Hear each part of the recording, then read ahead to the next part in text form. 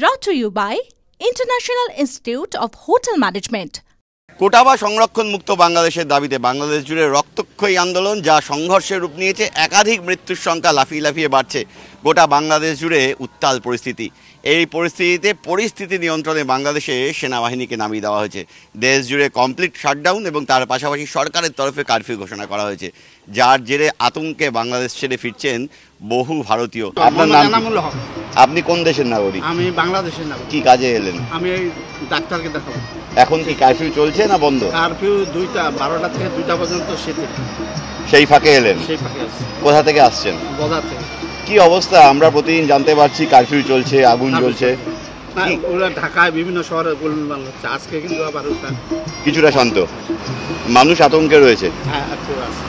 কি অতটা নাই, কারণ হচ্ছে কি এই গোলাগুলি তো হচ্ছে বড় বড় শহরগুলোতে, আমাদের এদিকে গ্রামগঞ্জগুলোতে অতটা নেই। কিন্তু রাস্তাতেই যখন আসলেন রাস্তাঘাট ফাঁকা শুনছেন? রাস্তাঘাট আমরা পুলিশের কাছে পারমিশন নিয়েছি যে জরুরি, যেহেতু মেডিকেল বিষয় আছে আমাদের। আপনার নাম কি? আমার নাম এমডি মোহাম্মদ মানিক। কোথায় যাচ্ছেন? আমি গত 15 তারিখে আসছিলাম, গেছিলাম আপনার আজমির শরীফ, আমাদের রাজস্থান ঘুরছি। এখন আটকে আছেন? এখন আটকে আছি, যাবো বাসায়। কোথায় বাড়ি? বাসা আমার ফুলবাড়ি বর্ডারের পাশেই।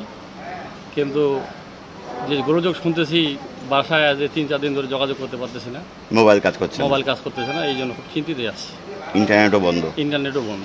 সেখানে তো বলা হচ্ছে কারফিউ ডিক্লেয়ার করা হয়েছে। ওরকম শুনলাম আর কি, কালকে এটা নিউজে দেখলাম যে সেনাবাহিনী মোতায়েন মনে হয় আজকে থেকে হবে, কারফিউ জারি হয়ে গেছে। ফলে উদ্বেগের মধ্যে আছেন? হ্যাঁ, খুব চিন্তিতের মধ্যে আছে। কি হবে বলা যাচ্ছে। কি চাইছেন আপনারা? আমরা শান্তি চাচ্ছি, আমাদের দেশের মধ্যে যেন কোনো অশান্তি না হয়, সরকার যেন জনগণের পক্ষে থাকে। এই যে আন্দোলনটা হচ্ছে কোটা বাতিল করার দাবিতে, চাকরি সবার জন্য মেধার ভিত্তিতে, এটা সবচেয়ে ভালো হয়। যেহেতু মেধায় যদি চাকরি হয় তাহলে সবচেয়ে ভালো হয় আর কি। মানে কোটা তুলে দেওয়া হোক। কোটা চলে গেলে আরো ভালো হয়।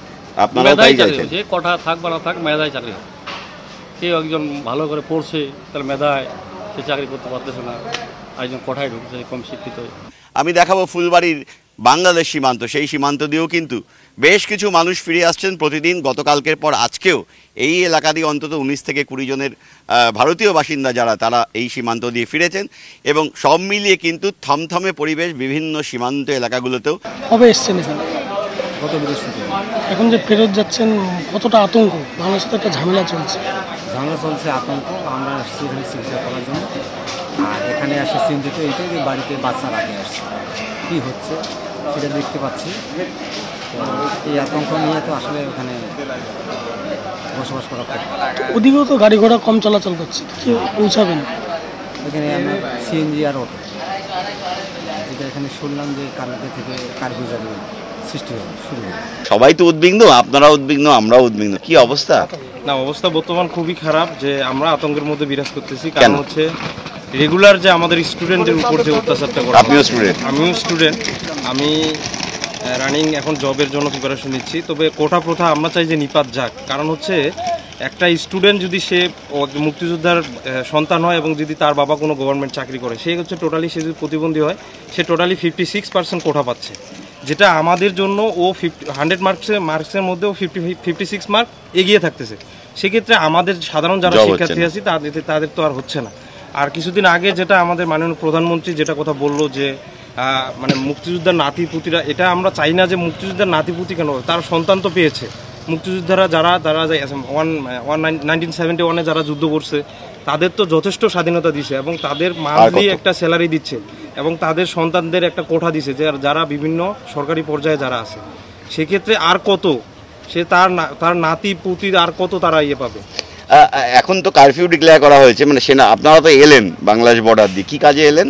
না, আমরা আসছি মেডিকেল পারপাসে। আমাদের ডেট ছিল, এই জন্য আর কি। কি অবস্থা রাস্তাঘাটে দেখলেন? প্রচন্ড পরিমাণ ভোগান্তির উপর দিয়ে আসতে হচ্ছে। কিরকম? কারণ হচ্ছে কোনো গাড়ি ঘোড়া চলতেছে না, আমাদের টোটো করে আসতে হচ্ছে, যেখানে মনে করেন ভাড়ার একটা বিষয় আছে, প্লাস হচ্ছে যে অটোগুলো আসতেছে নির্দিষ্ট একটা জায়গায় আসার পর আর বলতেছে যে এদিক দিয়ে যাবো না। তখন আমরা যে যখন মানে মোড়গুলো পার হচ্ছি, অনেকটা একটা আতঙ্ক তো নিজেদের মধ্যে। কারণ সেনাবাহিনী আছে, অবশ্যই সেনাবাহিনী আছে, বিজিবি আছে, পুলিশ, অবশ্যই জায়গা মোড়ে মোড়ে ওনারা আছে। আন্দোলনকারীদের দেখলেন? আন্দোলনকারীদের শুধু একটা জায়গায় দেখছি, আমরা সকাল বের হয়েছি, তো এই জন্য একটা জায়গায় শুধু দেখছি, সেটাই এইদিকে তেঁতুলিয়ার এই দিকে। আচ্ছা, মানে এখন এমনি কোনো গন্ডগোল আপাতত নেই? না, আমরা আসা অবধি কোনো গন্ডগোল পাইনি, তবে এখন সঠিক বলতে পারতেছি না এখন কি পরিস্থিতিতে আছে। আরও একটি বিষয় বিএসএফকে ভাবাচ্ছে, তা হলো বিভিন্ন সীমান্ত এলাকায় বিজিবির তরফে যে সেনাবাহিনীরা থাকেন, এই মুহূর্তে গোটা দেশ জুড়ে বাংলাদেশের সেনাবাহিনী মোতায়েন করায় সীমান্তগুলো কিছুটা হলেও অরক্ষিত বলে মনে করছে বিএসএফ। সেক্ষেত্রে অনুপ্রবেশের চেষ্টা হতে পারে। তাই ভারতীয় সীমান্তে বিভিন্ন এলাকায় কিন্তু বাড়তি বিএসএফ জওয়ানদের মোতায়েন করছে বিএসএফ। ক্যামেরায় দীপায়নের সঙ্গে Prosenjit, TV9 Bangla, Phulbari. Brought to you by International Institute of Hotel Management.